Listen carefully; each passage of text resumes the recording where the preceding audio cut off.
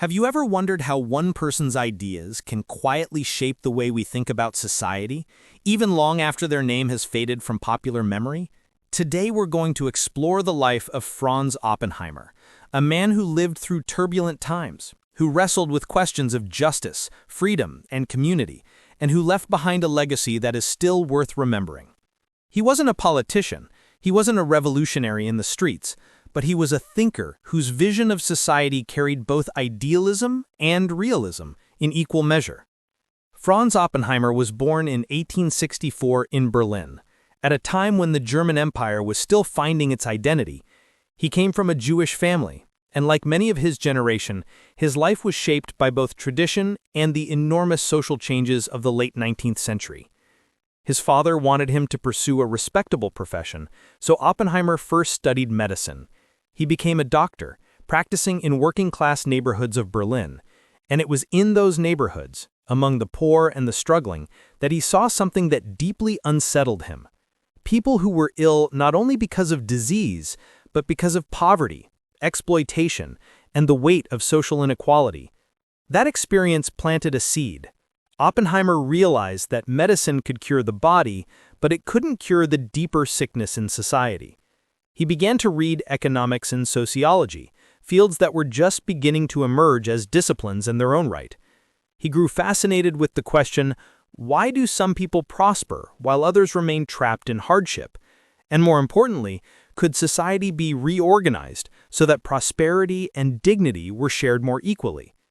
By the turn of the century, Oppenheimer had shifted away from practicing medicine and into writing, teaching, and speaking as a sociologist and economist. He had a sharp and original mind. Unlike the more radical Marxists of his time, Oppenheimer wasn't calling for violent revolution. But unlike the conservatives, he didn't believe the existing order could remain untouched either. He tried to walk a middle path. His most famous contribution is his theory of the conquest state. Oppenheimer argued that the origins of the state did not lie in some noble social contract, as philosophers like Rousseau or Hobbes had suggested. No. For Oppenheimer, the state began when one group conquered another and imposed its rule by force. At its root, the state was born out of domination, not agreement. It was a strikingly cynical, but also realistic view of history. Yet Oppenheimer didn't stop there. He was not a pessimist. He believed that through gradual reform, through democratic participation and economic cooperation, the state could evolve into something better, an instrument of fairness rather than oppression. He was what we might call today a liberal socialist, someone who believed in markets and freedom, but also in social responsibility and justice. What makes Oppenheimer especially interesting is how his ideas traveled far beyond his own life. In the early 20th century, he became a professor, and among his students was a young man named Ludwig Erhard, who decades later would become the architect of West Germany's economic miracle after World War II. Erhard's mix of market freedom with social safeguards, the so-called social market economy, carried Oppenheimer's fingerprints all over it.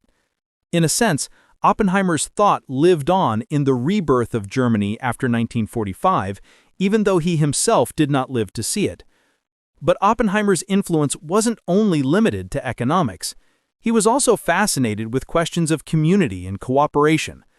Long before the State of Israel was founded, Oppenheimer advocated for Jewish settlement in Palestine, not in the sense of nationalism, but in the sense of building cooperative communities. He helped inspire the idea of the kibbutz, those collective farms that became a cornerstone of early Israeli society. He saw in them a living experiment in equality, where people worked together, shared resources, and built a community without the old hierarchies of rich and poor. As a Jewish intellectual in Germany, Oppenheimer's life was also inevitably touched by the rising tides of anti-Semitism and authoritarianism. He lived through the First World War, the collapse of the German Empire, and the fragile years of the Weimar Republic. He watched as extremists on both the right and the left fought to define Germany's future. Through it all, he remained committed to the idea that reason, dialogue, and reform could guide society forward. But when the Nazis came to power in 1933, Oppenheimer's world collapsed. As a Jewish academic, he was dismissed from his position. He fled Germany, like so many others, first to Turkey, where he continued to teach and write, and later to the United States. For a man who had devoted his life to understanding society and imagining better futures, it must have been a bitter exile. The Germany he had known and hoped to improve had turned into a nightmare. In America, Oppenheimer was already in his late 70s, his health declining. He lived quietly, far from the intellectual circles where he had once been a prominent voice. On September 30th, 1943, he passed away in Los Angeles. His death went largely unnoticed at the time. The world was still in the middle of war. Headlines were filled with battles and invasions, not with the obituary of an old professor. But sometimes history works in strange ways. The quiet thinkers of one generation become the architects of the next. So, when we remember September 30th, 1943, the day Franz Oppenheimer died, we're not just marking a date on a calendar. We're reflecting on a man who saw the sickness of inequality and tried to prescribe a cure, not with medicine this time, but with ideas.